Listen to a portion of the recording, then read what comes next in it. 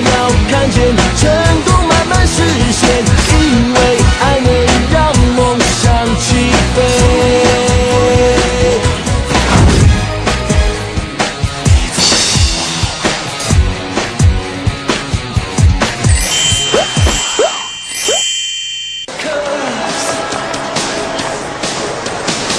Hindi kayo binabayaran ng kumpanya para lang tumambay. May evaluation ng department natin base sa performance natin sa charity event na ito. Bakit ganyan? Bakit hanggang ngayon wala pa rin kayo nagagawa? Kailan niyo aayusin yan pagkatapos na ng event? Sorry, Ma'am. Si Joanna na daw kasi ang bahala. Hindi ko nga alam kung bakit wala pa siya dito. Gumawa ka ng paraan. Huwag mo nang hintayin ang taong wala dito. Hindi mo ba kayang kumilos mag-isa? Lagot ka sa akin, Joanna.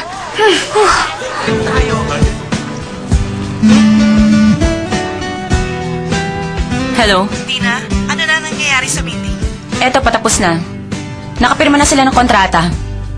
Panoorin mo.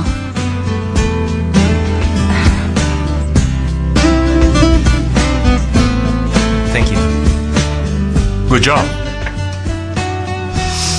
Miss Yang, maya-maya lang, papunta na dyan si General Manager Joseph. Miss Charina, nandito na ako. Pasensya na po kayo. Ikaw talaga, Joanna. Sumusobra ka na. Late ka na naman. Sorry na po, Ma'am. Ang traffic po kasi. Tapos yung sinasakyan kong bus, nabangga pa ng taxi. Kaya ang tagal naming naghintay, hindi kami makaalis. Ay, nung umandar na yung bus, puro naman stoplight. Ang nadaanan namin, puro pula. Lagi na lang kaming tumitigil. Kaya sorry na po. Dapat nga maawa pa kayo sa akin. Huwag ka nang magdahilan. Late ka pa rin kahit anong sabihin mo. Ang mabuti pa, tapusin nyo ng trabaho nyo kung ayaw ninyong matanggal. Malinaw ba?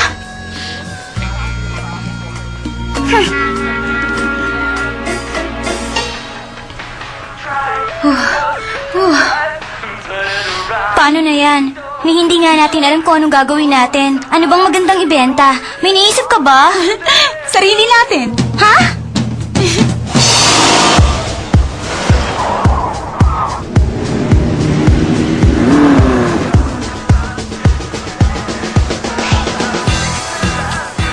Bianca.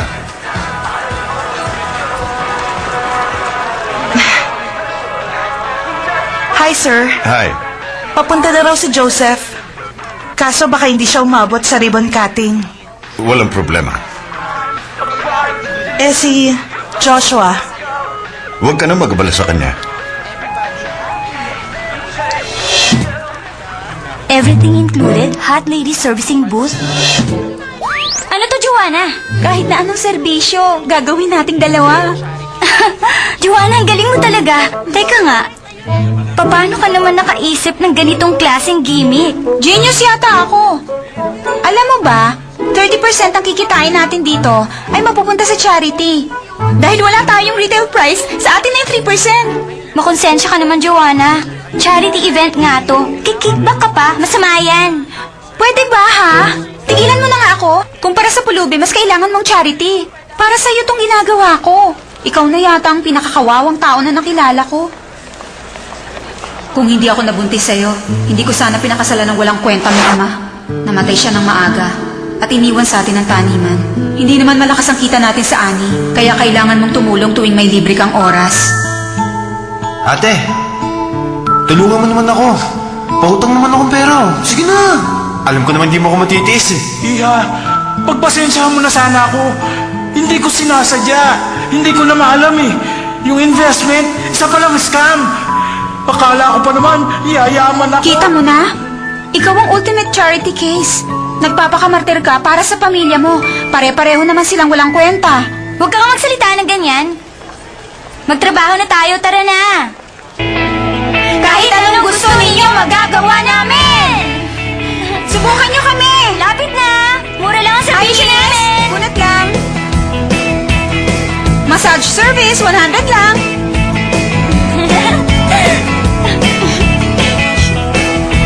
Lapit na. Subukan niyo ang servisyo ng mga hot ladies. Oh, bagong hairstyle, 100. Subukan niyo dito, lady servicing booth. Mura lang.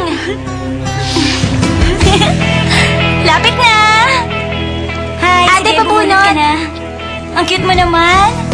Pao, galingan mo ha. Wow, ano kaya to? Kahit na anong utos, 50 pesos. May gusto ko pa bang ipagawa o ipabili? Ha? Gusto ko ng lobo, ate. Isang lobo? Okay.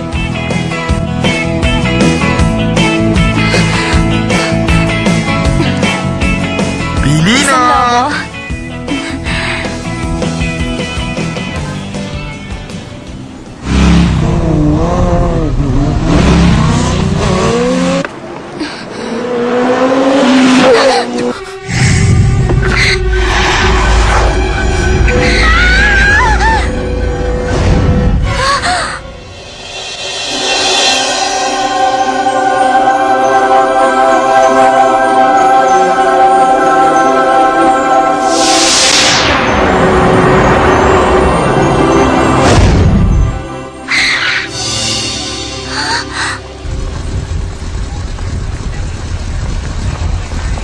Tumingin ka nga sa dinadaanan mo!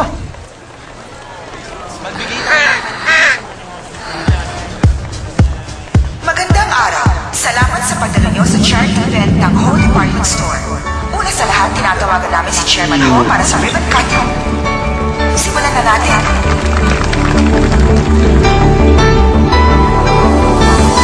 Salubungin din natin ang pagdating ni Joshua, ang pinakabatang miyembro ng pamilya Ho. Salamat. At ngayon, opisyal na nating sisimulan ang event. Ang lahat ng kita sa araw na ito ay idodonate ng Ho Department Store para sa kawa-kawa. Hoy! Saan ka pupunta, ha? Sino ka? Isang taong naiinis sa kapastusan mo!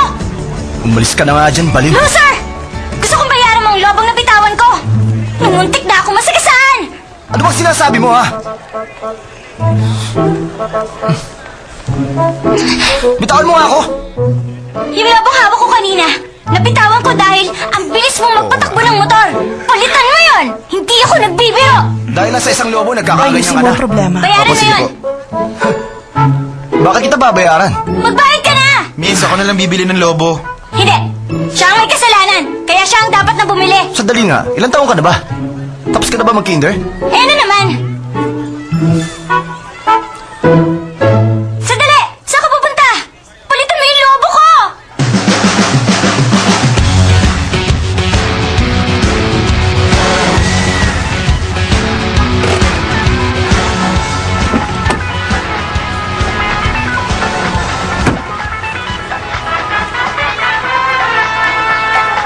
Ano bang ginagawa mo? Lobo ang pinapabili ko!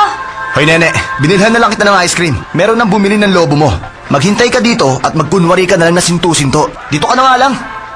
Aba, Oh, sandali lang! Sa tingin mo ba? Patas na tayo? Ngayon, patas na. Ano ba? sa tingin mo ba patas na tayong dalawa? Oo naman. Gaganti ka? Magaling. Matalino ka pala.